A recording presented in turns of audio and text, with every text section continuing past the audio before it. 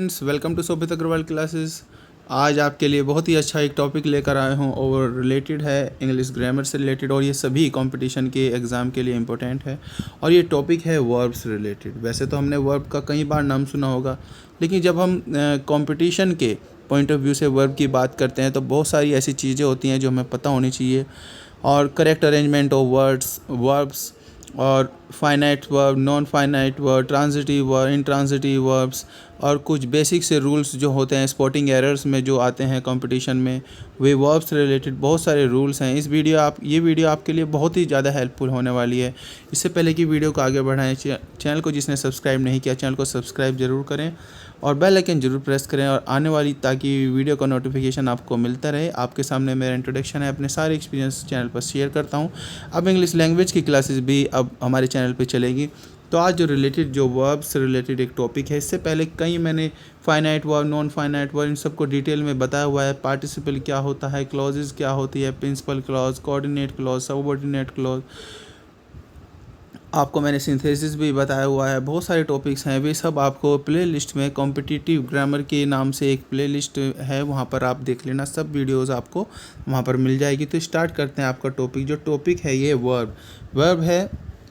हम जो basically study कर रहे हैं एसपी बख्शी जो इंग्लिश ग्रामर है उसको स्टडी कर रहे हैं। बहुत ही अच्छी बुक है और इसे हम डिटेल में भी स्टडी करेंगे। वर्ब का एक एक पॉइंट जो है बिल्कुल बेसिक से लेकर स्टैंडर्ड तक हम डिस्कस करते चलेंगे।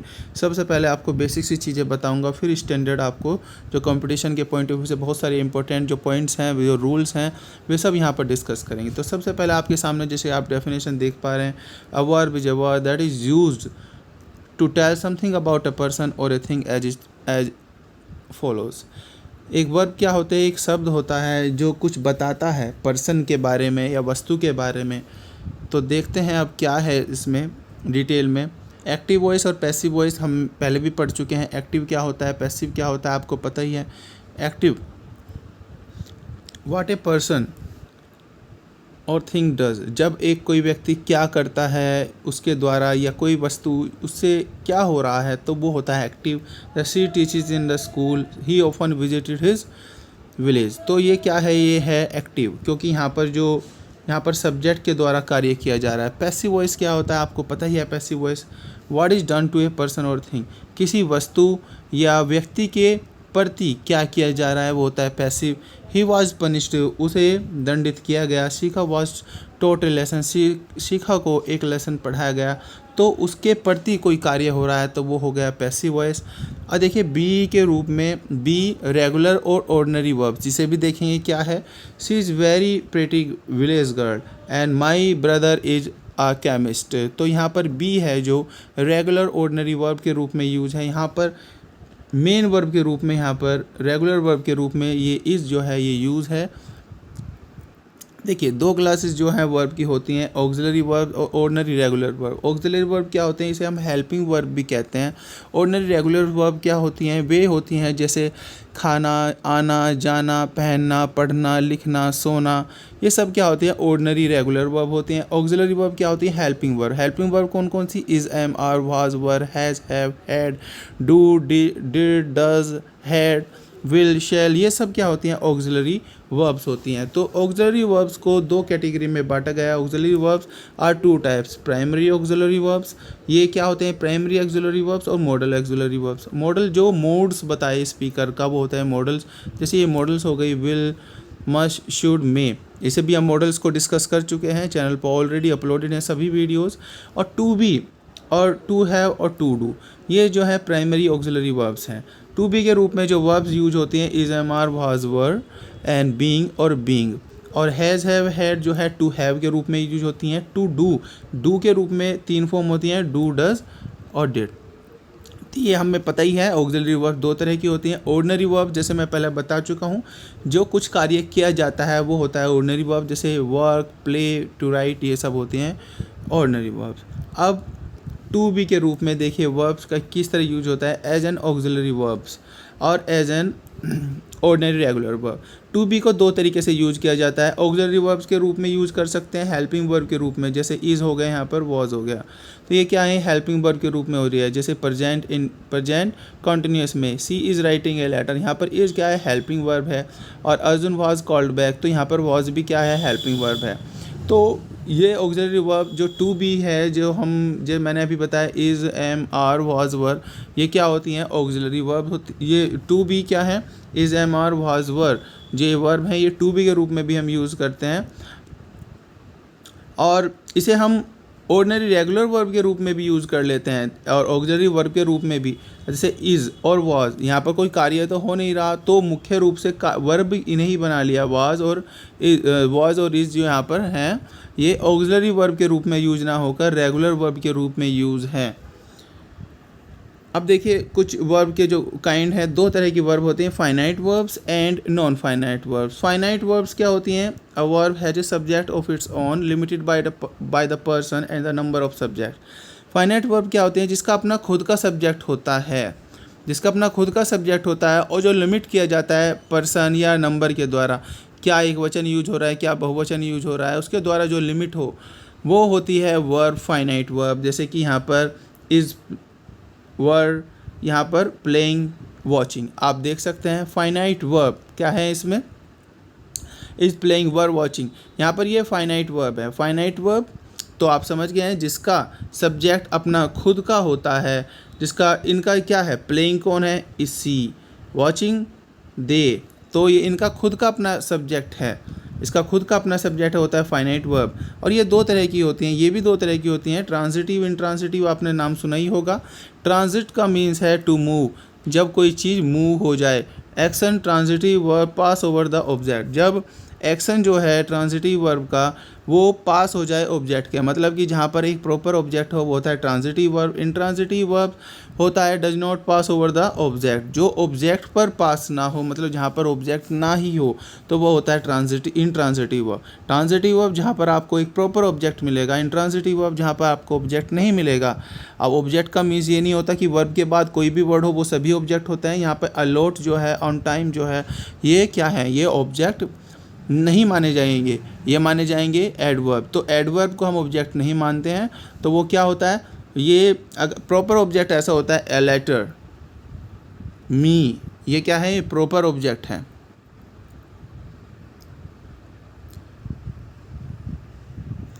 एक छोटा सा पॉइंट और देख ले, transitive verb alone can be used in passive, ये अकेली वर्ब जो हैं ये पैसिव वॉइस में यूज कर लेते हैं। हालांकि ये एक्सेप्शन है, कुछ एक सेंटेंस ऐसे होते हैं जो इंट्रांसिटिव वर्ब के भी हम पैसिव वॉइस जिनका बना लेते हैं इम्परेटिव वाक्य में। नॉन फाइनाइट वर्ब कौन कौन सी होते हैं, non finite verbs are not limited by the person and the number of any subject, they are used without mentioning any subject. ये बिना किसी सब्जेक्ट के मेंशनिंग के भी यूज़ की जा सकती है नॉन फाइनाइट वर्ब, और ये किसी भी पर्सन के द्वारा कोई भी लिमिट नहीं होती। Non finite verb infinitive, gerund और पार्टिसिपल होती हैं। इन सब को हम डिस्कस कर चुके हैं। सिंथेसिस जो है उसकी प्लेलिस्ट में आप देख लेना, उसमें भी डिस्कस करके बताया हुआ है, और कॉम्पिटिटिव ग्रामर की प्लेलिस्ट में भी आप चेक कर सकते हैं, उसमें भी डिस्कस करके सब चीज़ें जो हैं मैंने आपको बताई हुई हैं। तो यहाँ पर जैसे कि ये इन्फिनेटिव हो गया, यहाँ पर reciting poem and waiting for बस, तो ये क्या है, पार्टिसिपल और जेरेंड है, तो ये हम यूज़ नहीं कर सकते। ये हम फाइनाइट वर्ब के रूप में यूज़ ना करके नॉन फाइनाइट वर्ब्स होती हैं पार्टिसिपल और जेरेंड, इन्फिनेटिव भी। अब देखिए, अब यहाँ पर रूल, ये बेसिक सी जो है अब तक का स्ट्रक्चर था, बेसिक सी बातें जो थी वर्ब की बहुत सी आपको पता ही होंगी और ऑलमोस्ट पता ही होंगी, लेकिन फिर भी बताना ज़रूरी था क्योंकि एक टॉपिक जो लेते हैं वो सिंपल से और पर्टिकुलर की तरफ लेकर चलते हैं। तो वर्ब के रूल्स जो हैं अब देख लेते हैं। देखिए, जो आपके सामने ये वर्ड्स हैं, as well as, like, unlike, beside, in addition to, with, together with, along with, not and not, rather than, no less than, except, nothing but, more than one, ये क्या है, ये verb according to the first subject. ये verb use होती हैं पहले subject के according. जैसे कि आपके सामने यहाँ पर आप देख सकते हैं, director as well as the dancers were honoured by the public, तो आपके सामने एग्जाम्पल हैं। अब यहाँ पर क्या है, एज वेल एज के अकॉर्डिंग, मैंने बताया पहले वाले सब्जेक्ट के अकॉर्डिंग, मतलब इस सब्जेक्ट के अकॉर्डिंग हमें वर्ब लगानी है। यहाँ पर वर है तो वर क्या है, गलत है, तो हमें वॉज लगाना होगा डायरेक्टर के अकॉर्डिंग। इस तरह जैसे कि आप सेकंड वाक्य देखें, mother not her children have been arrested for committing theft. तो यहाँ पर आप देख सकते हैं नॉट एंड नॉट यहाँ पर यूज़ है, तो यहाँ पर भी फर्स्ट जो सब्जेक्ट है उसके अकॉर्डिंग ही यूज़ करेंगे। तो हैव की जगह क्या हो जाएगा, मदर के अकॉर्डिंग हैज हो जाएगा। तो मोर मैन देन वन यहाँ पर भी आपको बताया हुआ है, इसमें भी फर्स्ट पर्सन के अकॉर्डिंग ही यूज़ करेंगे। तो यहाँ पर मोर मैन देन वन, तो फर्स्ट सब्जेक्ट क्या है, मैन ही यहाँ पर यूज़ है। तो यहाँ पर क्या यूज़ कर लिया, वर, तो ये सही है। नथिंग बट के लिए भी मैंने यूज़ आपको बताया, पहले जो करता है उसके अकॉर्डिंग ही करेंगे, क्योंकि यहाँ पर एक ही करता है ट्रुथ, तो इसके अकॉर्डिंग इज़ हो गया।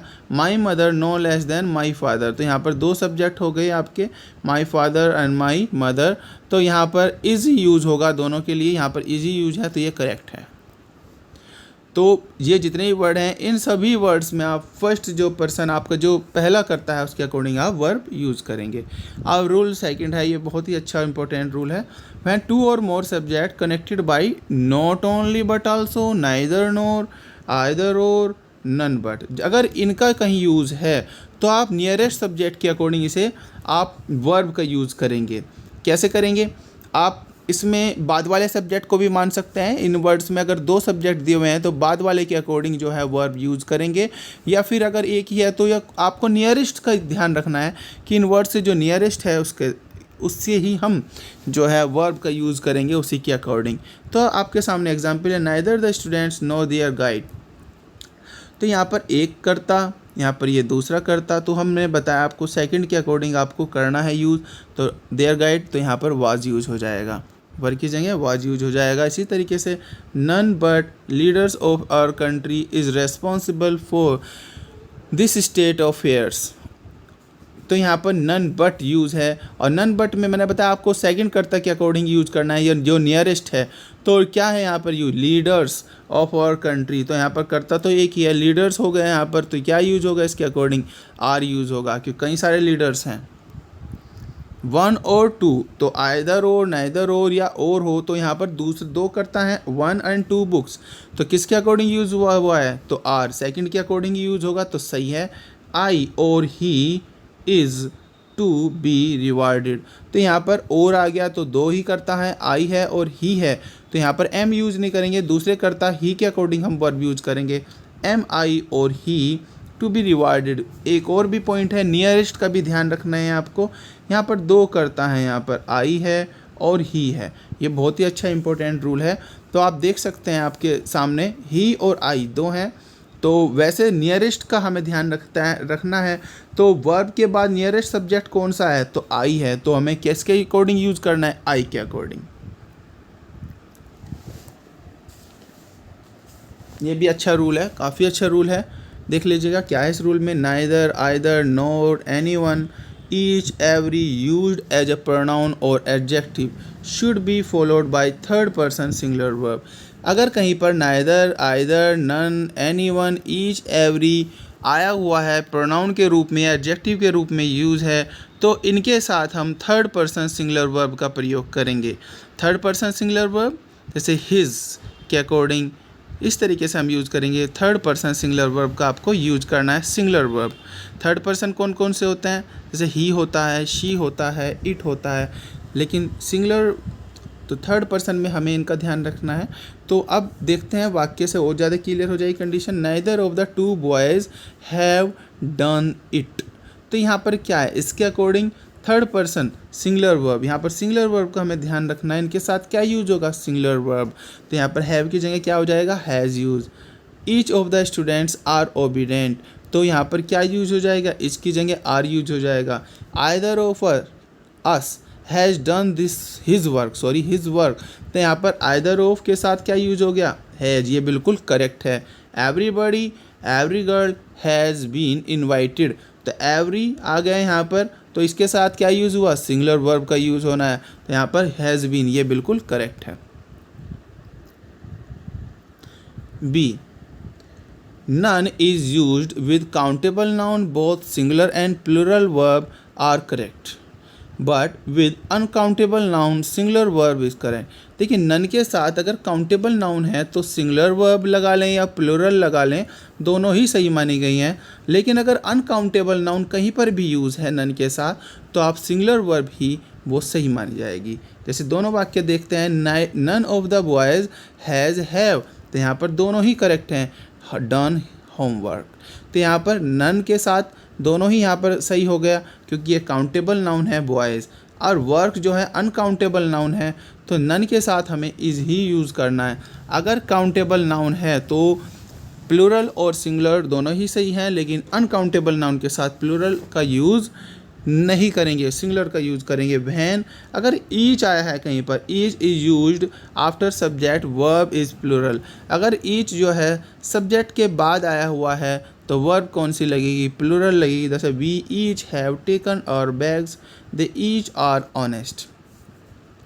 तो यहाँ पर आप देख सकते हैं खुद ही, हैव यूज़ है और यहाँ पर क्या यूज़ है, आर, तो यहाँ पर हमें प्लूरल का ही यूज़ करना है। देखिए बहुत ही अच्छा और इम्पोर्टेंट रूल है ये भी, आपके सामने जो रूल है, when plural noun explain specific, जब प्लूरल नाउन हमारे सामने हो और वो स्पेसिफिक अमाउंट का या सम या डिस्टेंस दूरी का या क्वांटिटी या time period as a whole मतलब समूह के रूप में जब दिखाई, अगर कोई अमाउंट, सम या डिस्टेंस या क्वांटिटी या टाइम पीरियड कोई अगर समूह के रूप में दिखाए, अगर कंप्लीटली होल के रूप में दिखाए, तो क्या होगा, वर्ब जो है सिंगुलर का ही हम यूज़ करेंगे। एग्जाम्पल के तौर पर देख लेते हैं, 4 miles are not a long distance, तो यहाँ पर जो 4 माइल्स है ये कैसे यूज़ किया हुआ है, एक समूह के रूप में। 4 जो मील की दूरी होती है वो ज़्यादा लंबी दूरी नहीं होती, 4 मील की दूरी एक समूह के रूप में यहाँ पर दिखाई है, तो यहाँ पर इज़ यूज होगा, क्योंकि ये क्या है, डिस्टेंस। इस तरह 400 rupees were a large amount 50 years ago, तो अ लार्ज अमाउंट यहाँ पर आप देख सकते हैं एक समूह के रूप में 200 रुपये 50 साल पहले बहुत बड़ी मुद्रा थी, बहुत ही ज़्यादा बड़ी संख्या का अमाउंट था, तो यहाँ पर क्या यूज़ होगा, यहाँ पर वाज का यूज हो जाएगा, क्योंकि 200 रुपये 200 रुपये जो है वो कम्प्लीटली होल एक समूह के रूप में दिखाया हुआ है। यहाँ पर इस वाक्य को देखें, 200 रुपीज़ वर लॉस्ट, 200 रुपये खोए गए, तो क्या होगा यहाँ पर आप देख सकते हैं, तो यहाँ पर समूह के रूप में नहीं दिखाया 200 रुपीज़, यहाँ पर अ लार्ज अमाउंट जो है ये चीज़ हमें दिखा रही है समूह के रूप में। देखिए many a more than one should be followed bye singular noun singular verb, many a या एंड मोर देन वन कहीं पर यूज़ है तो इनके साथ सिंगुलर नाउन या सिंगुलर वर्ब का ही प्रयोग होना चाहिए। जैसे many accidents have recently taken place, तो यहाँ पर आप देख सकते हैं मैनी के बाद कोई ए या एन तो आया नहीं, तो हैव बिल्कुल सही है। अगर मैनी के बाद एन आ गया तो क्या होगा, हैज़ यूज़ करेंगे, क्या यूज़ करेंगे, हैज़ यूज़ करेंगे। मैनी ए आ जाए या एन आ जाए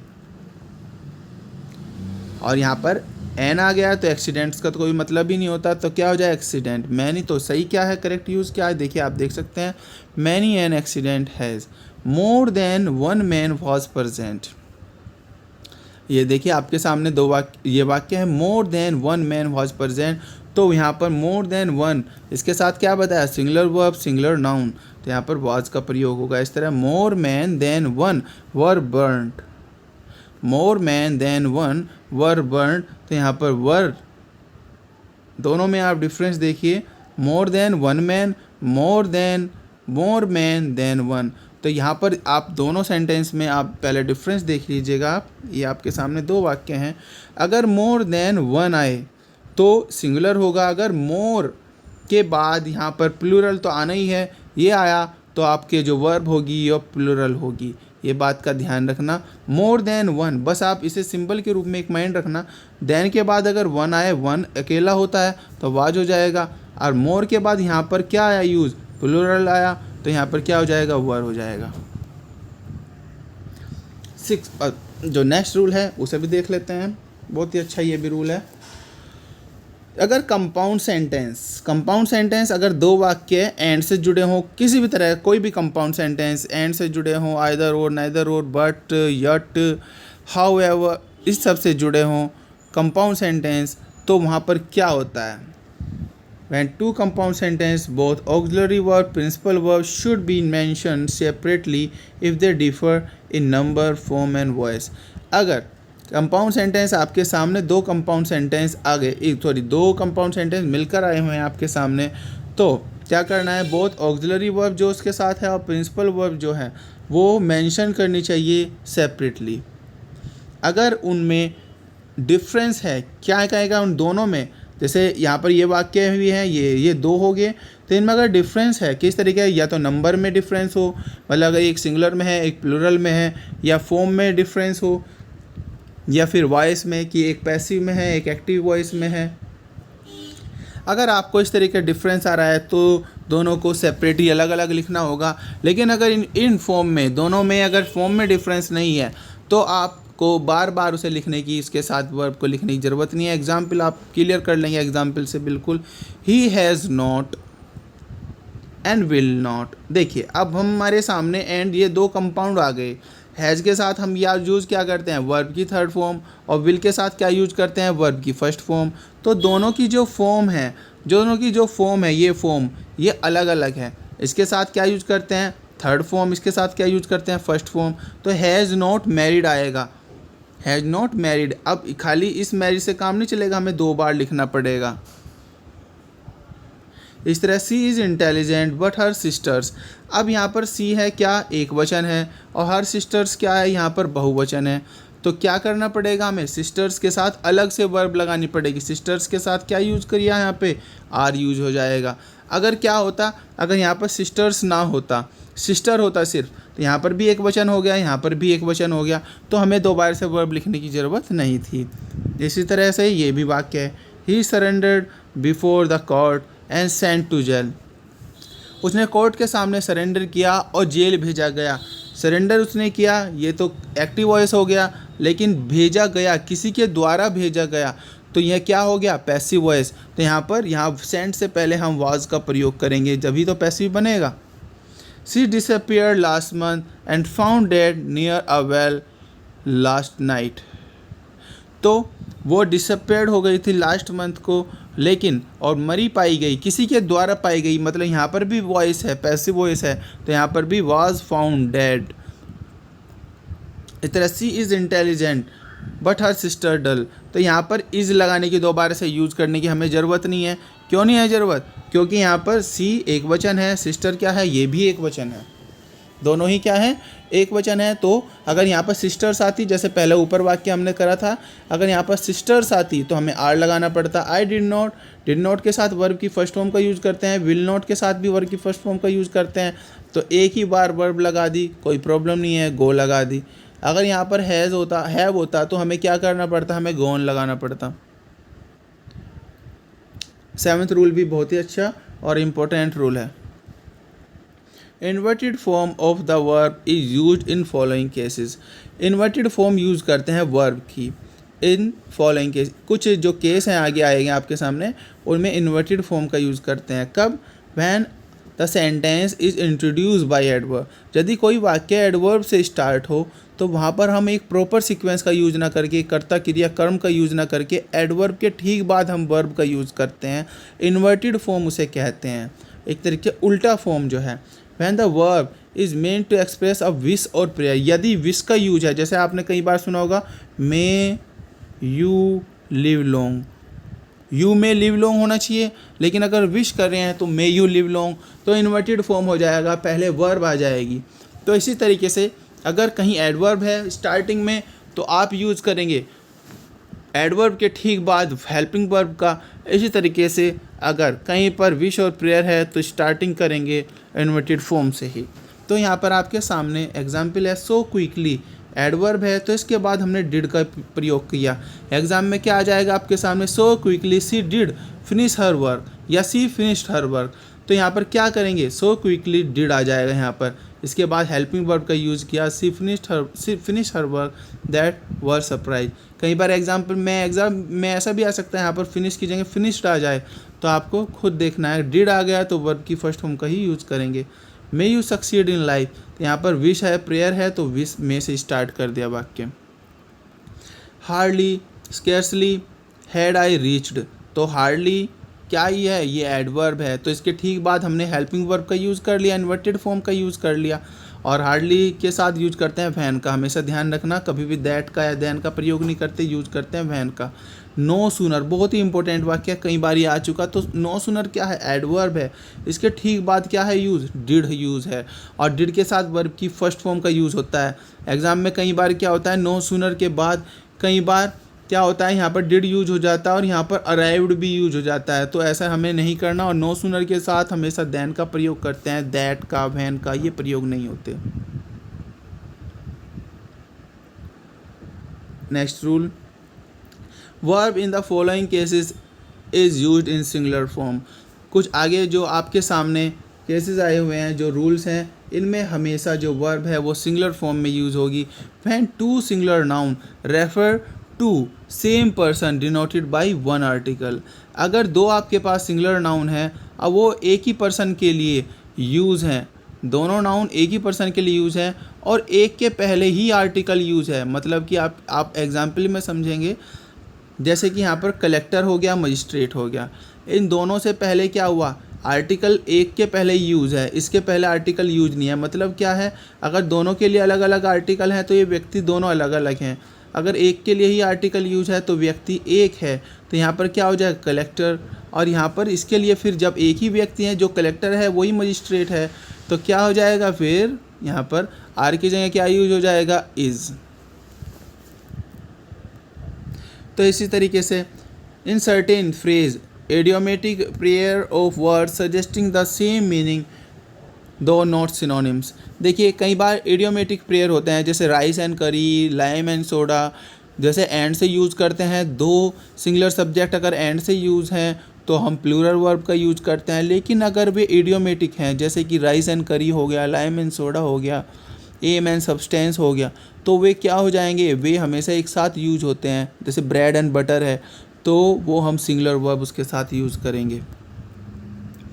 तो ये तो मैंने ये आपको समझा ही दिया था ये रूल। तो what is the aim and object of his costly plan. और एम और ऑब्जेक्ट हमेशा एक साथ यूज होते हैं। वैसे तो आर यूज होना चाहिए यहाँ पर, लेकिन एम और ऑब्जेक्ट हमेशा एक साथ यूज होते हैं, तो इसके साथ इज ही हमने यूज किया। सम एंड सब्सटेंस जो है ये भी एक साथ यूज होते हैं, तो क्या यूज़ हो गया, यहाँ पर इज यूज़ हो गया। अब देखिए यहाँ पर बहुत ही अच्छा ही आपके सामने रूल है, bread and butter, bread and butter दोनों ही आपके सामने एक एग्जाम्पल के रूप में यूज है। Bread and butter are sold here, bread and butter is difficult to earn. तो यहाँ पर क्या है, ये आर इसके साथ क्यों यूज़ है और इसके साथ इज क्यों यूज़ है, इसका कारण है ब्रेड एंड बटर यहाँ पर मीन्स है कि रोजी रोटी। ब्रेड एंड बटर का यहाँ पर है मीन्स रोजी रोटी। तो इज डिफ़िकल्ट टू अर्न, आज की जो रोजी रोटी है वो मुश्किल है अर्न करनी, तो इसलिए इज यूज हो गया। यहाँ पर ब्रेड एंड बटर क्या यूज़ है, यहाँ पर ब्रेड एंड बटर का यूज़ हो गया नॉर्मली ब्रेड एंड बटर जो होती है, जैसे कि हम घरों में खाते हैं, तो उसके रूप में यहाँ पर यूज है। तो क्या यूज़ हो गया, यहाँ पर आर यूज़ हो गया।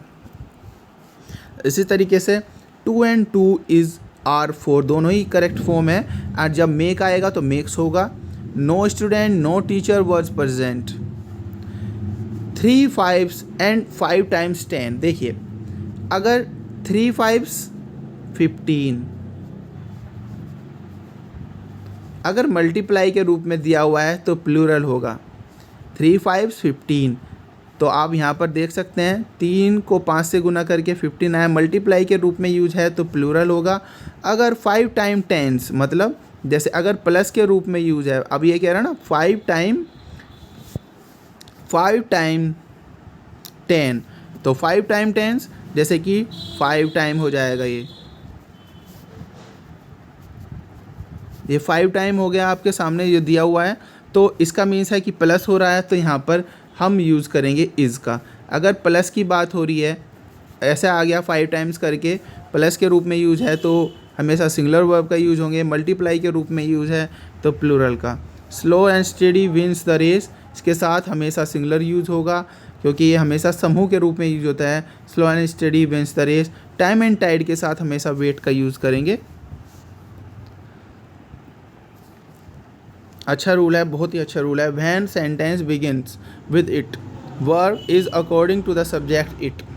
जब सेंटेंस जो है बिगिन होता है इट के साथ, तो इट के अकॉर्डिंग यूज़ करेंगे, सब्जेक्ट इट रहेगा तो इट के अकॉर्डिंग ही वर्ब यूज़ होगी। और इट के साथ हम सभी को पता है क्या वर्ब यूज़ होती है, इज़ ही यूज़ होती है या वाज यूज़ होती है। And in the sentence beginning with their, अगर देयर आया हुआ है वाक्य में या फिर इंट्रोगेटिव प्रोनाउन यूज़ है तो verb according to the predicate complement. तो इन देयर के बाद जो सब्जेक्ट यूज़ है या इंट्रोगेटिव प्रोनाउन के बाद सब्जेक्ट यूज़ है उसके अकॉर्डिंग हम लगाएंगे वर्ब। अगर इट यूज है तो इट के अकॉर्डिंग सिंगुलर यूज करेंगे। देख लेते हैं, इट इज़ स्टार, तो इट के साथ इज हो गया, इट के साथ यहाँ पर भी इज हो गया। तो देयर के साथ, अब यहाँ देयर के साथ बताया कि प्रेडिकेट या कॉम्प्लीमेंट जो बाद वाला हिस्सा है उसके अकॉर्डिंग वर्ब यूज करेंगे। तो ए बॉय है तो वाज यूज हो गया यहाँ पर। तो देयर के साथ मैंने बताया जो बाद वाला हिस्सा है उसके अकॉर्डिंग वर्ब यूज होगी, ए बॉय और टीचर। यहाँ पर प्लूरल है तो यहाँ पर वर्ब यूज हो गया, बाद वाले के अकॉर्डिंग यूज होगा देयर के साथ, देयर लिव्स ए बॉय। तो देयर के बाद सब्जेक्ट क्या है, ए बॉय, तो इसके अकॉर्डिंग क्या यूज हुआ, लिव्स हो गया। What evidence are these acts, तो बाद वाले हिस्से के अकॉर्डिंग क्या यूज होगा, अगर इंट्रोगेटिव प्रोनाउन है तो बाद वाले हिस्से के अकॉर्डिंग वर्ब यूज होगी। तो दीज एक्ट्स आ रहा है तो इसके अकॉर्डिंग आर यूज हो गया। व्हाट, फिर बाद वाले हिस्से के अकॉर्डिंग वर्ब का यूज होगा तो बॉयज़ है, बाद वाले हिस्से के अकॉर्डिंग व्हाट के बाद तो क्या यूज है, व्हाट के बाद बॉयज़ है तो बॉयज़ के अकॉर्डिंग हैव यूज हो गया। ये बहुत ही अच्छा रूल है। सिंगुलर और plural verb with noun in the following cases is used according to the sense which they convey। देखिए सिंगुलर या प्लूरल वर्ब जो है नाउन के साथ, ये कुछ आगे जो केसेस हैं आपके सामने जो रूल्स हैं तो उनके जो सेंस होगी उसी के अकॉर्डिंग हम वर्ब जो है वो यूज़ करेंगे। जैसे अगर कहीं पर नंबर आया, मीन्स आया, वेजेस आया, या variety, plenty, rest, deal of, lots of, a lot of, heap of, 2/3 of, most of, some of, half of, percent of. अगर कहीं पर ये जो आपके सामने वर्ड्स जो आपके सामने यहाँ पर दिए हुए हैं सर्टेन केस, तो इनके साथ हमेशा जो सेंस होगी, जो कन्वे करेगी सेंस, उसके ही अकॉर्डिंग हम वर्ब का यूज करेंगे। नंबर वाला तो बहुत ही ईजी है। ए लार्ज नंबर कहीं पर आया, द नंबर आया, ए नंबर आया कहीं पर, द नंबर आया। द नंबर हमेशा सिंगुलर होता है, ए नंबर हमेशा प्लूरल होता है, ये बात ध्यान रखना। ए नंबर कहीं पर आया तो होता है प्लूरल, और कहीं पर द नंबर आया तो वो होता है सिंगुलर। अब देखिए मीन्स को समझ लेते हैं, बहुत ही अच्छा ये रूल है। नंबर वाला तो क्लियर कर दिया, मीन्स और वेज। देखिए मीन्स का क्या मीन्स है, मीन्स का क्या मीन्स है, मीन्स का मतलब होता है, अगर मीन आया है कहीं पर, मीन, इसके दो तरीके होते हैं, स्रोत, सोर्सेज जिसे कहते हैं, या माध्यम। इसे दो तरीके से यूज करते हैं, मीन स्रोत के रूप में, माध्यम के रूप में। अगर कहीं पर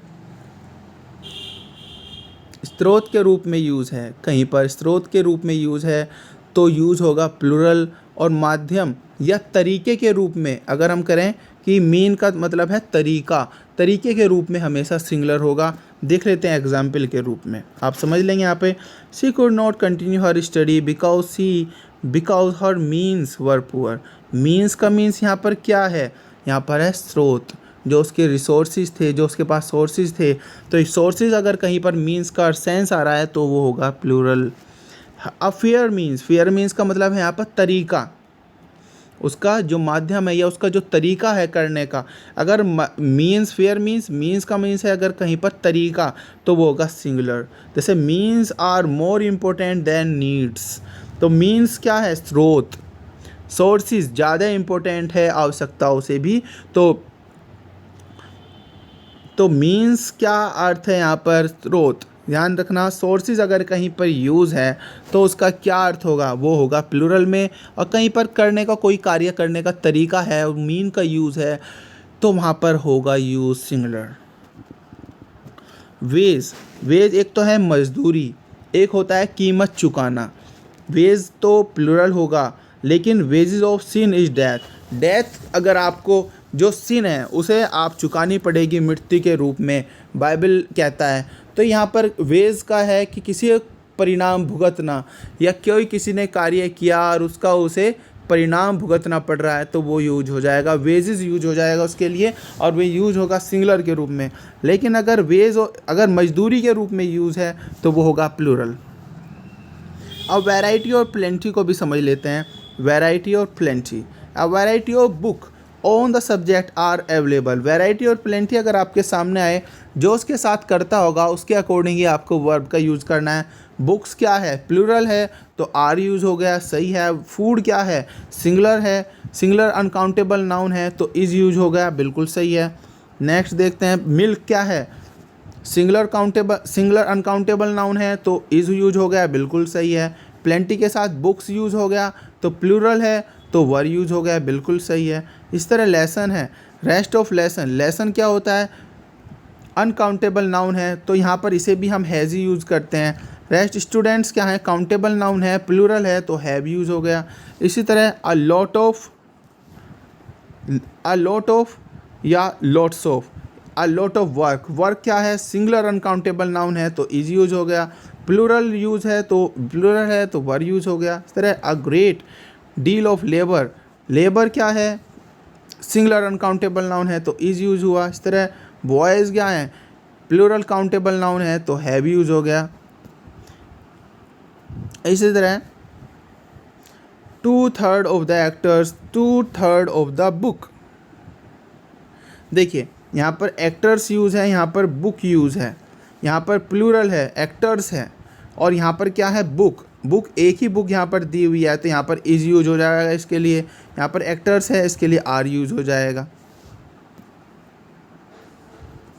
तो इनके साथ जो आपके साथ वैरायटी है, प्लेंटी जो दिया हुआ है, इसके साथ जो भी वर्ड होगा उसके सेंस के अकॉर्डिंग ही आपको यूज़ करना है, सिंगुलर वर्ब या plural verb. 70% of the students, यहाँ पर स्टूडेंट्स है तो बहुवचन है, प्लूरल है तो आर यूज हो गया। इसी तरीके से पॉपुलेशन है, अनकाउंटेबल नाउन है तो यहाँ पर इज यूज हो गया। तो ये सेंस जैसी होगी उसी के अकॉर्डिंग यूज़ करेंगे। कुछ नॉट इम्पोर्टेंट देख लेते हैं, कुछ और रूल जो इम्पोर्टेंट है। With percentage in the subject the verb is singular. अगर परसेंटेज आया कहीं पे लिखा हुआ तो क्या होगा, वर्ब सिंगुलर होगी। The percentage of the successful candidates is very high. Percentage आया कहीं पर तो सिंगुलर होगा, बात ध्यान रखना। Singular verb is used with collective noun. अगर कहीं पर कलेक्टिव नाउन है और वे एक ग्रुप के रूप में दिखा रहे हैं, यूनिटी दिखा रहे हैं, तो वहाँ पर जैसे a set of book, a pair of spectacles, a bucket of flowers, a kind of, a series of events, a gang of robbers। यहाँ पर कलेक्टिव नाउन जो है ग्रुप के रूप में यूज़ है, यहाँ पर इनके साथ भी सिंगुलर ही होगा। जैसे example, a pair of spectacles के साथ इज, या सीरीज ऑफ मैचेस के साथ इज।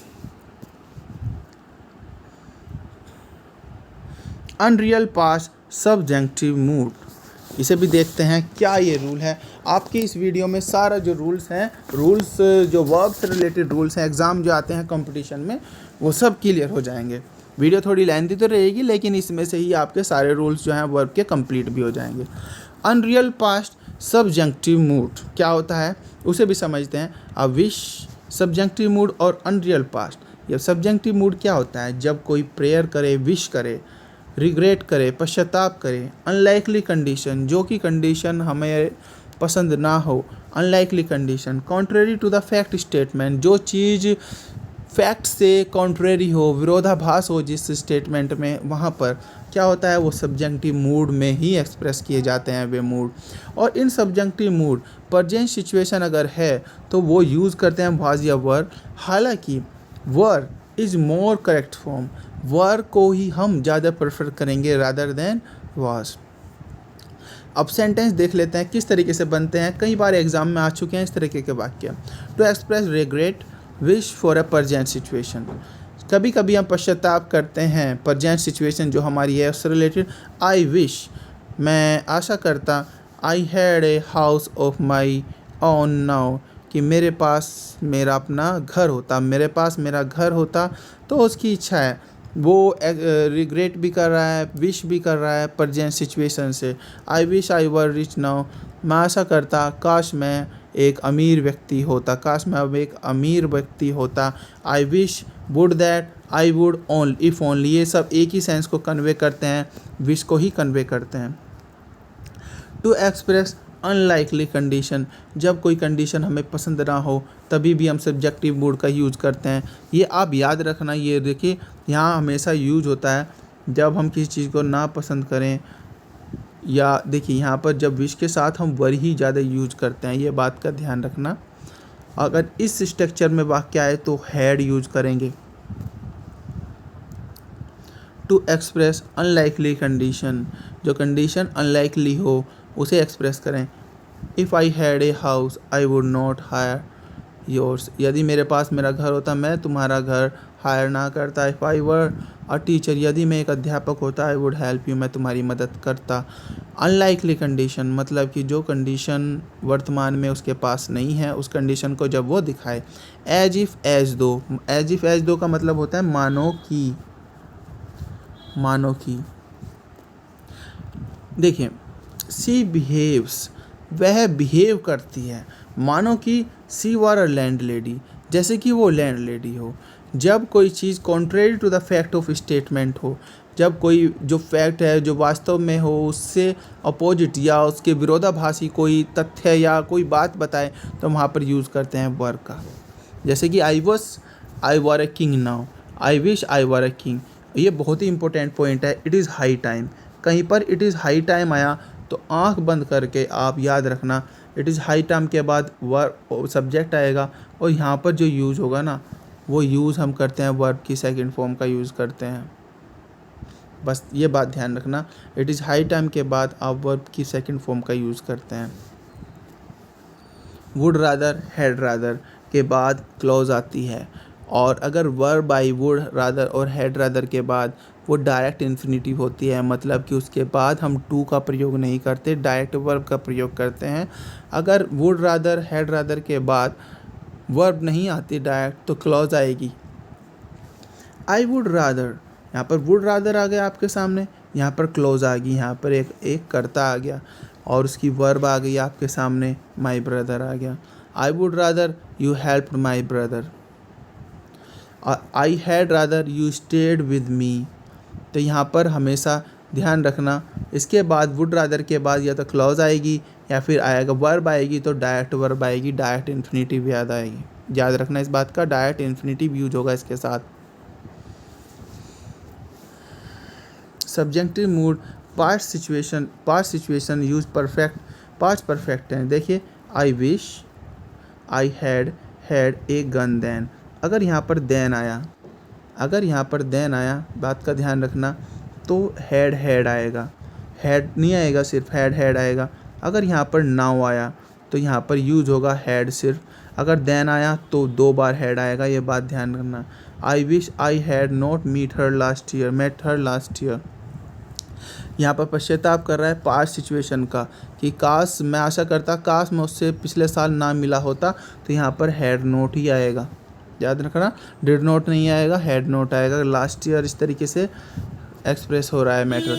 ये वाक्य आप बहुत ध्यान से देखना, इन वाक्यों से कई बार क्वेश्चन आ चुका है। ये वाक्य है, अगर नाउ आ रहा है तो सिर्फ हैड से काम होगा, देन आ रहा है तो हैड होगा और लास्ट ईयर के साथ हैड आएगा। गेट, मेक, गेट, हैव और कॉज, देखिए इनके साथ मेक, गेट और हैव के साथ तो टू का प्रयोग नहीं होता। कॉजेटिव वर्ब जब किसी से कोई कार्य कराए जाए वो होता है कॉजेटिव वर्ब, कारण बनना किसी कार्य को कराने का। और कॉज क्या होता है, तो यहाँ पर कॉज के साथ हम टू का प्रयोग करेंगे और किसी के साथ हम टू का प्रयोग नहीं करेंगे। और मेक के साथ एक बात का और ध्यान रखना, मेक के साथ हमेशा हम टू का प्रयोग कभी नहीं करेंगे, डायरेक्ट इन्फिनिटिव यूज होता है मेक के साथ। I made my brother write a letter, मैंने अपने भाई से एक लेटर लिखवाया, तो यहाँ पर राइट आया, डायरेक्ट इन्फिनिटिव यूज हुआ, ये बात ध्यान रखना। और लेकिन अगर पैसिव वॉइस मेड के साथ आया, ये बहुत ही इंपॉर्टेंट पॉइंट है, अगर पैसिव वॉइस मेड के साथ आया तो यहाँ पर टू का प्रयोग करेंगे। एक्टिव में डायरेक्ट इन्फिनिटिव यूज़ करेंगे, टू का प्रयोग नहीं करेंगे। पैसिव में हम टू और वर्ब की फर्स्ट फॉर्म का यूज़ करेंगे। He got his house painted by expert painters, उसने अपना घर जो है पेंट करा एक्सपर्ट पेंटर्स के साथ से। तो ही यहाँ पर गोट आ गया, यहाँ पर पेंटेड आ गया। He had a house, demolish, उसने अपना घर जो है डिमोलिश करा, तो यहाँ पर हैड आ गया, तो यहाँ पर वर्ब की थर्ड फॉर्म। यह बात ध्यान रखना, गॉट और हैड के साथ वर्ब की थर्ड फॉर्म का यूज़ करेंगे, और कहीं पर मेक आया, मेक के साथ वर्ब की फर्स्ट फॉर्म का यूज़ करेंगे। और पैसिव है अगर कहीं पर मेक के साथ अगर पैसिव है, मेक के साथ अगर पैसिव है तो वाज यूज़ करेंगे, सॉरी, तो हम मेक के बाद हम टू का प्रयोग कर लेंगे पैसिव में, लेकिन एक्टिव डायरेक्ट से यूज़ करेंगे। कॉज के साथ मैंने बताया टू यूज़ कर सकते हैं, और किसी के साथ नहीं करेंगे कॉजेटिव वर्ब में।